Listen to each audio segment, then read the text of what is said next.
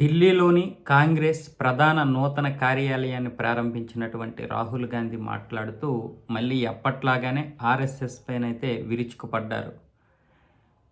భారతదేశానికి స్వాతంత్రం 1947లో రాలేదని, అయోధ్య రామమందిర పునఃప్రతిష్ఠ జరిగినప్పుడే వచ్చిందని ఆర్ఎస్ఎస్ అధినేత మోహన్ భాగవత్ చెప్పినటువంటి మాటలు దేశ ద్రోహం కిందకే వస్తాయని రాహుల్ గాంధీ అనడం జరిగింది.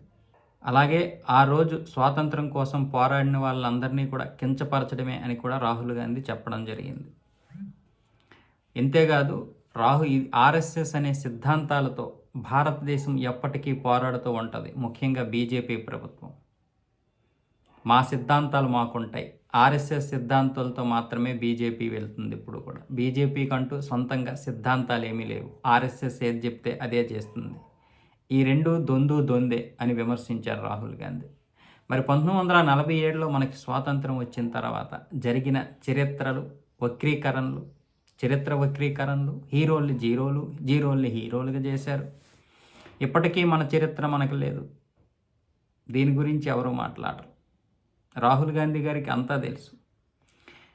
1975లో ఎమర్జెన్సీ సమయంలో 2 సంవత్సరాలు కమ్యూనిస్టులు మార్చినటువంటి చరిత్ర, 1954లో ముస్లిం విద్యామంత్రులు మార్చినటువంటి చరిత్ర ఇప్పటికీ మనం చదువుతూనే ఉన్నాం.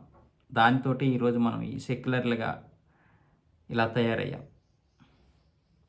దీని గురించి మాత్రం రాహుల్ గాంధీ గారు కావచ్చు, మిగతా వారు కావచ్చు, ఎవరూ మాట్లాడరు. ఆర్ఎస్ఎస్ఏ లేకపోతే ఈరోజు బీజేపీ లేదు, బీజేపీ లేకపోతే ఈరోజు దేశం లేదు. ఇప్పుడు అందుకే అందరికీ ఆర్ఎస్ఎస్ అంటే మంట, కాంగ్రెస్ వాదులందరికీ కూడా.